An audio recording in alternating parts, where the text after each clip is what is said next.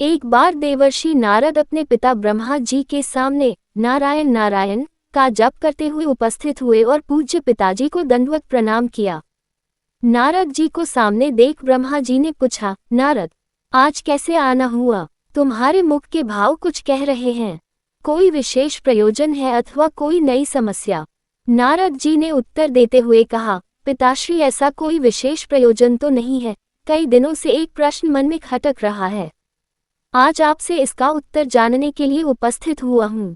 तो फिर विलंब कैसा? मन की शंकाओं का समाधान शीघ्रता से कर लेना ही ठीक रहता है। इसलिए निसंकोच अपना प्रश्न पूछो। ब्रह्मा जी ने कहा, पिताश्री, आप सारे सृष्टि के परम पिता हैं। देवता और दानव आपकी ही संतान हैं। भक्ति और ज्ञान में देवता श्रेष्ठ हैं तो शक्ति तथा तपाचरण में दानव श्रेष्ठ हैं।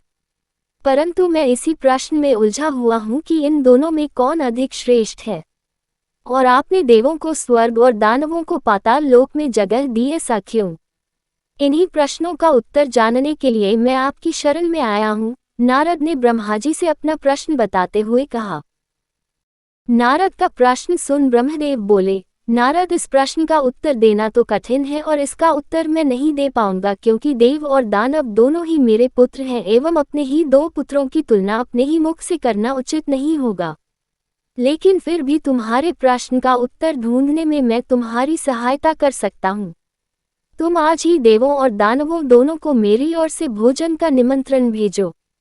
कल ही हम उनके लिए भोज का आयोजन करेंगे और कल ही तुम्हें तुम्हारे प्रश्न की देव क्यों स्वर्ग लोक में है तथा दानव पाताल लोक में का उत्तर भी मिल जाएगा। नारद तत्काल ही असुरों और देवों को निमंत्रण दे आए। दूसरे दिन दानव ब्रह्मलोक में भोजन का आनंद लेने के लिए पहुंच गए और उन्होंने पहले पहुंचने के कारण भोजन की पहली शुरुआत खुद से करने के लिए ब्रह्मा जी से आग्रह किया। भोजन की थालियां परोसी गई। दानव भोजन करने के लिए बैठे। वे भोजन शुरू करने ही वाले थे कि ब्रह्मा जी हाथ में कुछ लकड़ियां लेकर उनके समक्ष उपस्थित हुए और उन्होंने कहा, आज के भोजन की एक छोटी सी शर्त है। मैं यहाँ उपस्थित हर एक अतिथि के दोनों हाथों में इस प्रकार से लकड़ी बांधूंगा कि वो कोहनी से मुड़ नहीं पाए और इसी स्थिति में सभी को भोजन करना होगा। उद्धरण चिन्ह। कुछ देर बाद सभी असुरों के हाथों में लकड़ियां बंध चुकी थीं। अब असुरों ने खाना शुरू किया, पर ऐसी स्थिति में कोई कैसे खा सकता था? कोई असुर सीधे थाली में मुंह डालकर खाने का प्रयास करने लगा तो कोई भोजन को हवा में उछालकर मुंह में डालने का प्रयत्न करने लगा। दानवों की ऐसी स्थिति देखकर नारद जी अपनी हंसी नहीं रोक पाए। अपने सारे प्रयास विफल होते देख दानव बिना खाए ही उठ गए और क्रोधित होते हुए बोले, हमारी यही दशा ही करनी थी तो हमें भोजन पर बुलाया ही क्यों?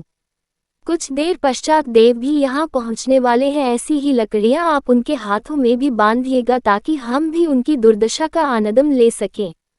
उद्धरण चिन्ह। कुछ देर पश्चात देव भी वहाँ पहुँच गए और अब देव भोजन के लिए बैठे। देवों के भोजन मंत्र पढ़ते ही ब्रह्मा जी ने सभी के हाथों में लकड़ियाँ बांधी और भोजन की शर्त भी रखी। हाथों में लकड़ियाँ बंधने पर भी देव शांत रहे। वे समझ चुके थे कि खुद अपने हाथ से भोजन करना संभव नहीं है, अतः वे थोड़ा आगे खिसक गए और थाली से अन्न उठा सामने वाले को खिलाकर भोजन आरंभ किया। बड़े ही स्नेह के साथ वे एक दूसरे को खिला रहे थे और भोजन का आनंद ले रहे थे। उन्होंने भोजन का भरपूर स्वाद लिया, साथ ही दूसरों के प्रति अपना स्नेह और सम्मान जाहिर किया। ये कल्पना हमें क्यों नहीं सूझी? इसी विचार के साथ दानव बहुत दुखी होने लगे। नारद जी ये देखकर मुस्कुरा रहे थे। नारद जी ने ब्रह्मा जी से कहा, पिताश्री, आपकी लीला अगाध है। युक्ति, शक्ति और सामर्थ्य का उपयोग स्वार्थ हेतु करने की अपेक्षा परमार्थ के लिए करने वाले का जीवन ही श्रेष्ठ होता है। दूसरों की भलाई में ही अपनी भलाई है, यह आपने सप्रमाण दिखा दिया और मुझे अपने प्रश्नों का उत्तर मिल गया है। ब्रह्मा जी को सबने प्रणाम किया और वहां से विदा ली। मित्रों, हमें ये जीवन सिर्फ अपने ही स्वार्थ के लिए नहीं मिला है। यदि हम इसका उपयोग परोपकार के कार्यों के लिए करते हैं तो निश्चित रूप से हमें इसी जीवन में स्वर्ग की प्राप्ति होगी।